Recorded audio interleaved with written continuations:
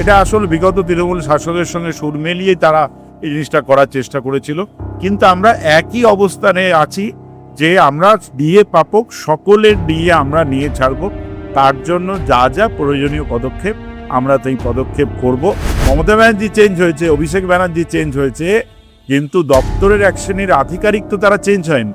তারা কিন্তু বকলমে চেষ্টা করছে যে ক্যান্টিনের কর্মচারীরা যেন ডিএ না পায়। অ্যাকচুয়াল কিছু উগ্র বাম তারা এসব ব্যাপার করছে। তৃণমূল, মমতা ব্যানার্জি যে কিছুদিন আগে বললো নাকি প্রত্যেক বছর উনি 10% ডিএ দিতে, তেনারা তো সব কথা বলবে এই জিনিসটাকে। তো মার্চ মাসে যখন যেই রায় বেরোলো, সেখানে রাজ্য সরকার যেমন সরকারি কর্মচারীদের একটি কথা বললেন যে গ্রুপ এ থেকে সি তাদের জিপিএফ অ্যাকাউন্টে টাকা ঢুকবে এবং গ্রুপ ডিদের ক্ষেত্রে টাকা ব্যাঙ্ক অ্যাকাউন্টে ঢুকবে।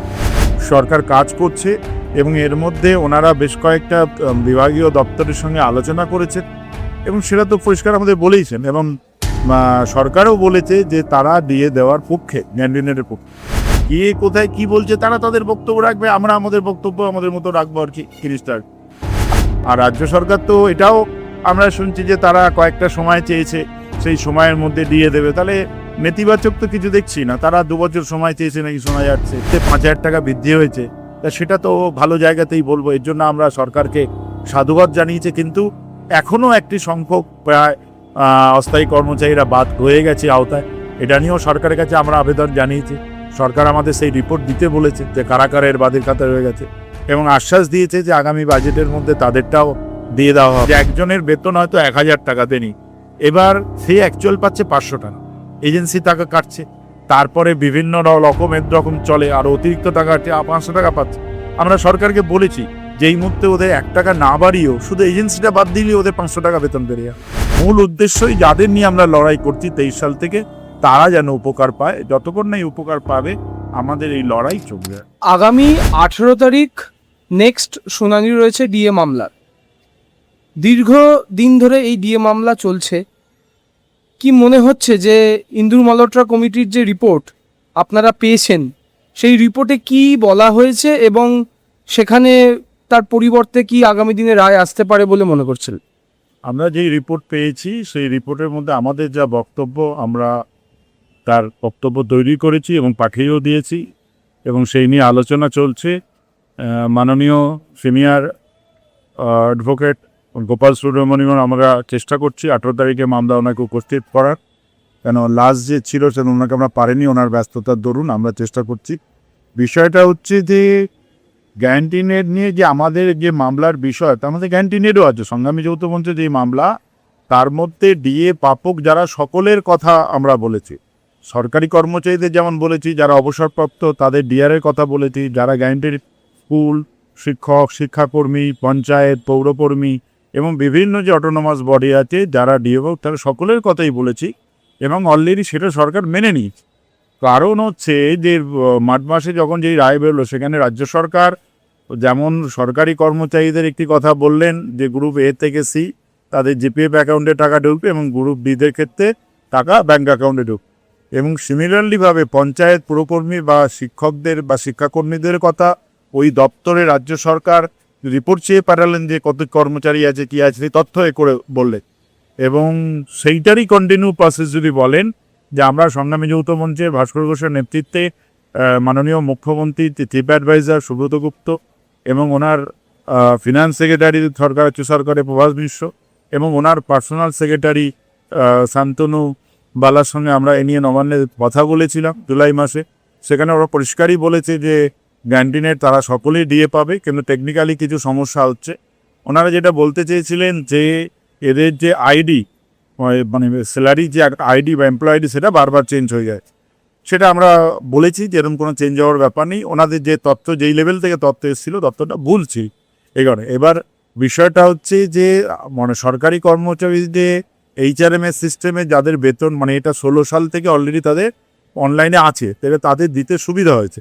এবার ওনাদের বক্তব্য যে ক্যান্টিনেরদের ক্ষেত্রে সেই সফটওয়্যার বা সেটার ক্ষেত্রে কিছু টেকনিক্যালি কিছু সমস্যা আছে, সরকার কাজ করছে এবং এর মধ্যে ওনারা বেশ কয়েকটা বিভাগীয় দপ্তরের সঙ্গে আলোচনা করেছেন এবং সেটা তো পরিষ্কার আমাদের বলেইছেন। এবং সরকারও বলেছে যে তারা ডিএ দেওয়ার পক্ষে, ক্যান্টিনের পক্ষে।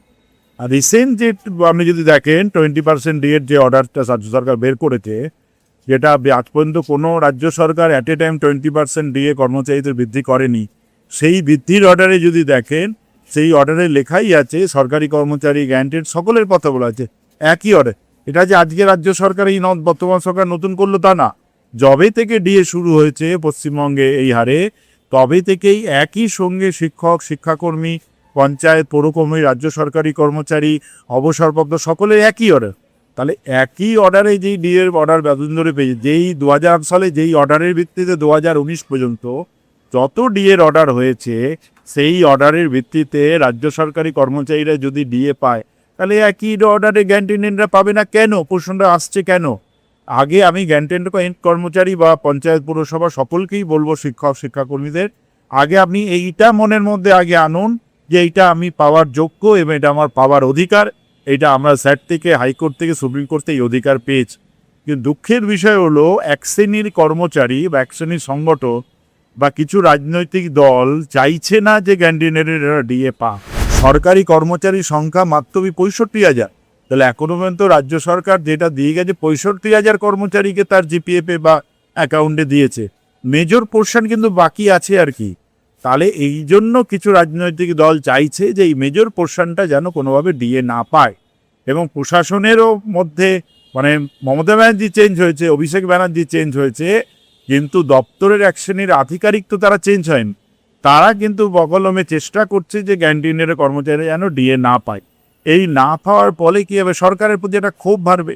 তারা রাজনৈতিক উদ্দেশ্য প্রণোদিতভাবে এই কাজ করছে, যাতে নেক্সট যে পঞ্চায়েত ভোট আসছে বা তারপরে মিউনিসিপ্যালিটি ভোট আসছে বা লোকসভা ভোট আছে, যাতে এটা তারা রাজনৈতিক কারণে এই শিক্ষক, শিক্ষাকর্মী, পঞ্চায়েত প্রধান কাজে লাগাতে পারে গভর্নমেন্টের এগেনস্টে। তারা রাজনৈতিক উদ্দেশ্য, তারা তাদের কাজ করবে, সেখানে আমাদের কোনো বক্তব্য নেই। আমাদের বক্তব্য এই জায়গায়, আমাদের মূল লক্ষ্য যে ডিএ প্রাপক যারা, সকলকে তাদের প্রাপ্য ডিএ পাইয়ে দেওয়া, সেই লক্ষ্য নিয়েই সংগ্রামী যৌথ মঞ্চ চলছে। 4টি যে মামলাকারী সংগঠন আছে, একমাত্র তাদের মধ্যে সংগ্রামী যৌথ মঞ্চই তারা যে গ্যান্টিনেট নিয়ে কথা বলছে। কেন? সংগ্রামী যৌথ মঞ্চের মধ্যে শিক্ষক, শিক্ষাকর্মী, পঞ্চায়েত, পৌরসভা সকল স্তরের ডিএ প্রাপক কর্মচারীরা আছে। আদার যে সংগঠন তাদের মধ্যে নেই, তারা পিওরলি গভর্নমেন্ট এমপ্লয়ীদের নিয়ে বলেছে। কিছুদিন আগেও তৃণমূল আমলেও একটি সংগঠন, ডিএ মামলাকারী সংগঠন, তারা বলার চেষ্টা করেছিল যে আমরা গ্যান্টিনেটদের নিয়ে কেস করিনি, এই মামলা গ্যান্টিনেটদের জন্য নয়, এটা তাদের গ্যান্টিনেটদের জন্য আলাদা মামলা করতে হবে, তারা ঘরে বসে থাকবে, ঘরে বসে বসে, এরকম ধরনের বিভিন্ন বক্তব্য তারা রেখেছিল। এটা আসলে বিগত তৃণমূল শাসকের সঙ্গে সুর মিলিয়ে তারা এই জিনিসটা করার চেষ্টা করেছিল। কিন্তু আমরা একই অবস্থানে আছি যে আমরা ডিএ প্রাপক সকলের ডিএ আমরা নিয়ে ছাড়ব। তার জন্য যা যা প্রয়োজনীয় পদক্ষেপ আমরা সেই পদক্ষেপ করব। এবং এখনও পর্যন্ত আমরা যে দেখেছি রাজ্য সরকার গ্যান্টিনেটদের ডিএ দেওয়ার পক্ষেই। কারা দেব না এরকম কোনো জায়গায় বক্তব্য আমরা দেখতে পারবেন না যে আমরা গ্যান্টিনেট দেবো না, শুধু সরকারি কর্মচারী, এরকম কোনো জায়গায়। এটা বলছে এক শ্রেণীর কর্মচারী, রাজনৈতিক দলের সংগঠনের কর্মচারীরাই এরা বলছে, শিক্ষকরা বলছে রাজনৈতিক উদ্দেশ্যপূর্ণ। মানে তাদের কাছে শিক্ষক, শিক্ষাকর্মী বা পঞ্চায়েত পৌরকর্মী বা অবসরপ্রাপ্ত কর্মীদের এরিয়ার ডিএ পাওয়ার ক্ষেত্রেও তাদের রাজনৈতিক উদ্দেশ্যটা অনেক বেশি। সংগ্রামী যৌথ মঞ্চের কাছে রাজনৈতিক উদ্দেশ্য না, মূল উদ্দেশ্যই যাদের নিয়ে আমরা লড়াই করছি 23 সাল থেকে, তারা যেন উপকার পায়। যতক্ষণ না এই উপকার পাবে আমাদের এই লড়াই চলবে। এখানে দাদা দু একটা প্রশ্ন মাথায় আসে। সরকার বলেছেন যে তাদের রাজকোষে টাকা নেই, যেটা বিগত সরকার বলেছিলেন, এই সরকারও বলছেন। এবং এই যে ইন্দ্রু মালহোত্রা কমিটির রিপোর্ট, এখানে গ্র্যান্টেড কর্মীদের কিন্তু নামটা উল্লেখ নেই। এই দুটো বিষয় কিভাবে দেখছেন? শুনুন, সুপ্রিম কোর্ট যে মেন কোর্টে, সুপ্রিম কোর্ট কি বলেছে, হাইকোর্ট কি বলেছে, স্যাট কি বলেছে, স্যাটের ভিত্তিতে হাইকোর্ট বলেছে, হাইকোর্টে সুপ্রিম কোর্টে মূল রায়তে কিন্তু ডিএ প্রাপক সকলের কথাই বলা আছে। আর এই জন্য বলা আছে বলেই রাজ্য সরকার, আমি যেটা একটু আগে বললাম যে এডুকেশন ডিপার্টমেন্টকে, পঞ্চায়েতকে, পৌরসভাকে চিঠি দিয়েছিল তাদের স্টাফ ট্রেন জানার জন্য। এবং এই মানে মুখ্যমন্ত্রীর যে চিফ অ্যাডভাইজার বা ফিনান্স সেক্রেটারিও আমাদের এই নিয়ে বলে যে তারা পাবে, তারা যে তৈরি করছে, এই নিয়ে রাজ্য সরকার মিটিং করেছে বিভিন্ন দপ্তরের সঙ্গে। তাহলে এটা নিয়ে তার প্রশ্ন কোনো জায়গায় নেই। এবার ওনারা কি বলেছে, আমরা আমাদের বক্তব্য রাখবো, 18 তারিখে আমাদের বক্তব্য পেশ করব। আমাদের দাবির জায়গায় আমরা মানে অবিচল, এই দাবিটা আমরা পূরণ করে ছাড়বে। কে কোথায় কি বলছে তারা তাদের বক্তব্য রাখবে, আমরা আমাদের বক্তব্য আমাদের মতো রাখবো আর কি জিনিসটা। দাদা, সঞ্জয় কোরাল স্যারের এই আগস্ট মাসই লাস্ট, উনি রিটায়ারমেন্ট হচ্ছেন আর কি, রিটায়ারমেন্ট নিচ্ছেন। সেই জায়গায় দাঁড়িয়ে নতুন যিনি বিচারপতি আসবেন তারা তো অনেকটা সময় লাগতে পারে, সেক্ষেত্রে কি আবার তারিখ পে তারিখ হতে পারে? 16 সাল থেকেই তো বহু বিচারপতি রিটায়ার করেছে, শুধু বিচারপতি রিটায়ার করেছে না, চিফ সেক্রেটারি রিটায়ার করার ফলেও আমাদের মামলা বিলম্বিত হয়েছে, কেন আবার চিফ সেক্রেটারির নাম চেঞ্জ করে সেটা করতে হচ্ছে। এটা চলছে, এটা করা হয়েছে, এটা হবে, এটা নিয়মের সঙ্গেই মানুষ অবসর গ্রহণ করবে। শুধু আমাদের মামলার জন্যই যে বিচারপতি অবসর গ্রহণ করছে তা তো নয়, বিভিন্ন বিচারপতি অবসর গ্রহণ করছে, সেই মামলা আবার পরে বিচারপতি শুনছে, এইটাই তো নিয়ম। বিচারপতি চেঞ্জও হয়, সেটা তার মতো হবে, আমাদের আমাদের মতো চলবে। আমাদের মূল লক্ষ্যটাই হচ্ছে যারা ডিএ পাবো তাদের ডিএ পাই দেওয়া, তার জন্য যা যা কিছু করা সেগুলো আমরা করব, সময়ের সঙ্গে সেটা করবোই। আর রাজ্য সরকার তো এটাও আমরা শুনছি যে তারা কয়েকটা সময় চেয়েছে, সেই সময়ের মধ্যে দিয়ে দেবে, তাহলে নেতিবাচক তো কিছু দেখছি না। তারা 2 বছর সময় চেয়েছে নাকি শোনা যাচ্ছে, 2028 অব্দি নাকি সময় চেয়ে চলে যেতে, তাহলে সেটা তো না দেওয়ার পক্ষে না।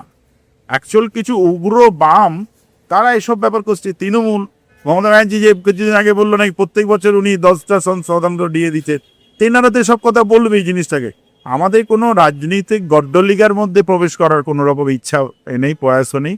আমাদের মূল বিষয়টাই হচ্ছে যে এই যে সমস্যাটা যেই খাদে পড়ে আছে সেই খাদ থেকে সংগ্রামী যৌথ, সেটা সংগ্রামী যৌথ মঞ্চ অনেকটা করেছি।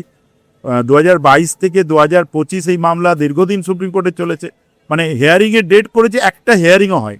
কিন্তু সংগ্রামী যৌথ মঞ্চ যখনই এই মামলার মধ্যে যুক্ত হলো তখনই পটাপট হিয়ারিং হয়েছে, এবং এই যে মামলা বের করে নিয়ে এসছে এটা সারা রাজ্যের মানুষ জানে, এবং এটা হিস্টোরিক্যাল, এত ঐতিহাসিক দলিল হয়ে থাকবে যে গোপাল সুব্রমণিয়াম সংগ্রামী যৌথ মঞ্চের যে আইনজীবী সেই যা বক্তব্য রেখেছে এই বিষয়ের ওপর, এবং আমরা দেখেছি, যদি আপনারাও দেখেন ইউটিউব খুলে সুপ্রিম কোর্টে, সেখানে দুই জাজ বারবার ওনাকেই, গোপাল সুব্রমণিয়াম স্যারকেই জিজ্ঞেস করছে যেটা কি, ওটা কি, এটা কি। আইনজীবী তো অনেকজন ছিল, তাহলে সংগ্রামী যৌথ মঞ্চের গুরুত্বটা কোন জায়গাটা, এই জায়গাটা বোঝা যাচ্ছে। আমরা একটা হিয়ারিং ওনাকে পাইনি, ওনার মতো ব্যস্ত, তা আগামী 18 তারিখে পাবো বলে আমাদের বিশ্বাস। সেইভাবে ওনার অফিসের সঙ্গে আমাদের কথাবার্তা চলছে, আমাদের বিশ্বাস 18 তারিখে উনি থাকবেন না। আপনারা কি মনে করছেন যে 18 তারিখই যে শুনানিটা ফাইনাল হওয়ার কথা সেটা কি হয়ে যাবে? আমরা তো সবসময় আশা করব যে আগামী হিয়ারিংয়ে সমস্ত সেই আশাই আমাদের আছে। আমরা তো এরম আশা করব না যে আন্দোলন দীর্ঘজীবী হোক, লড়াই দীর্ঘজীবী হোক। হ্যাঁ, এক শ্রেণীর সংগঠন চাইছে যে এই আন্দোলন দীর্ঘজীবী হোক, তাতে কিছু তার অনেকজনের অনেক রকম সুবিধা, যত দিন মামলা চলবে অনেক রকম সুবিধা আছে। আর আমরা চাইছি মামলা চালানো আমাদের পক্ষে খুব কষ্টকর, আমরা তাই চাইছি দ্রুত এই মামলা, কর্মচারী শিক্ষকরা সুবিধা পেয়ে দ্রুত মামলা শেষ হোক, এবং রাজ্য সরকারও তাই চাইছে আমাদের কাছে। যা স্থায়ী এবং অস্থায়ী কর্মীদের উদ্দেশ্যে কি বলবেন? স্থায়ী এবং অস্থায়ী, কলকাতা যে অস্থায়ী কর্মচারীদের নিয়ে যে সংগ্রামী যৌথ মঞ্চ যে লড়াই করছে তার ফল বেশ কিছুটা আমরা পেয়েছি। আজ পর্যন্ত পশ্চিমবঙ্গে এরকম হয়নি যে কোনো সরকার আসার পর 5 লক্ষ অস্থায়ী কর্মচারীদের বেতন বৃদ্ধি হয়েছে। যেটা বর্তমান সরকার করেছে সেটা মাননীয় শুভেন্দু অধিকারী বিরোধী দলনেতা যখন ছিলেন, সংগ্রামী যৌথ মঞ্চে বহু লড়াইতে এসছেন, উনি দেখেছেন আশা কর্মীদের, অঙ্গনারী কর্মীদের, প্যারা টিচারদের, এনএসকিউএফদের দেখেছেন, উনি পিএইচির যারা কন্ট্রাকচুয়াল তাদের দেখেছেন, উনি আমাদের লড়াইতে দেখেছেন, এবং উনি সেই আশ্বাস দিয়ে গেছিলেন যে আমরা ক্ষমতায় এলে আমরা করব। সেই আশ্বাস উনি রেখেছেন যে 5,000 টাকা বেতন বৃদ্ধি হয়েছে। এবার একজন সরকারি কর্মচারীর জায়গায়, শিক্ষকের জায়গায় 5,000 টাকা তো কিছু না মনে হতে পারে, কিন্তু একজন অঙ্গনারী কর্মী যার 51 বছরে 4,500 টাকা তার অনারিয়াম ছিল, তার এই কদিনের মধ্যে 5,000 টাকা বৃদ্ধি হয়েছে, তা সেটা তো ভালো জায়গাতেই বলবো। এর জন্য আমরা সরকারকে সাধুবাদ জানিয়েছি, কিন্তু এখনও একটি সংখ্যক প্রায় অস্থায়ী কর্মচারীরা বাদ রয়ে গেছে আওতায়। এটা নিয়েও সরকারের কাছে আমরা আবেদন জানিয়েছি, সরকার আমাদের সেই রিপোর্ট দিতে বলেছে যে কারা কারা এর বাদের কাতারে রয়ে গেছে, এবং আশ্বাস দিয়েছে যে আগামী বাজেটের মধ্যে তাদেরটাও দিয়ে দেওয়া হবে। আমরা সেই প্রচেষ্টাই করছি, যেটা সরকারি কর্মচারীদের ডিএ বাড়ছে মানে অক্টোবর থেকে, সেখানে এই বর্তমান সরকার আগে গুরুত্ব দিয়েছে অস্থায়ী কর্মচারীদের। এটা আমি একজন সরকারি কর্মচারীও বলবো এটা সরকারের ভালো, যে বেশি বঞ্চিত, যার বেশি প্রয়োজন তার টাকাটা দেওয়াটা তো আগে দরকার। সেই জায়গায় সংগ্রামী যৌথ মঞ্চ এই জন্য এতে খুশি হয়েছে যে আগে অস্থায়ী কর্মচারীদের 5,000 টাকা বেতন বৃদ্ধি করেছে। আগামী দিনে আমরা চাইছি তাদের যে social security, PF, gratuity, provident fund, এই আশ্বাসও আমরা পেয়েছি, আমরা সেই দিকে এগোচ্ছি, তাদের যাতে এই সোশ্যাল সিকিউরিটি হয় আর কি, এবং স্থায়ীকরণের ব্যাপার করা যায় আর কি। অস্থায়ী কর্মচারীদের, সেই দিকটাও আমরা এগোচ্ছি। এবং এজেন্সি প্রথা বিলোপ, কেন এজেন্সি প্রথাই অ্যাকচুয়াল এই মানে তৃণমূল নেতৃত্বের বকলমে এজেন্সি কোনো চলতো, এদের শোষণ করে তৃণমূল নেতাদের এমএলএ এমপি মন্ত্রীদের কর সংসার চলতো এই টাকা দিয়ে। তাই এজেন্সি প্রথা আমরা বিলোপ চাইছি। সরকার ক্ষেত্র বিশেষ যদি মনে করে অস্থায়ী নিক, মানে স্থায়ী পদে না, অস্থায়ী পদে অস্থায়ী লোককে নিক, কিন্তু সরকার তার ডাইরেক্ট বেতন দিন। যেমন একটা উদাহরণ দিয়ে বলি, যে একজনের বেতন হয়তো 1,000 টাকাতে নিই, এবার সে অ্যাকচুয়াল পাচ্ছে 500 টাকা, এজেন্সি টাকা কাটছে, তারপরে বিভিন্ন রকম চলে, আর অতিরিক্ত টাকা 500 টাকা পাচ্ছে। আমরা সরকারকে বলেছি যে এই মুহূর্তে ওদের 1 টাকা না বাড়িয়েও শুধু এজেন্সিটা বাদ দিলেই ওদের 500 টাকা বেতন বেড়ে যাবে। সেটা সরকার সহমত হয়েছে আমাদের।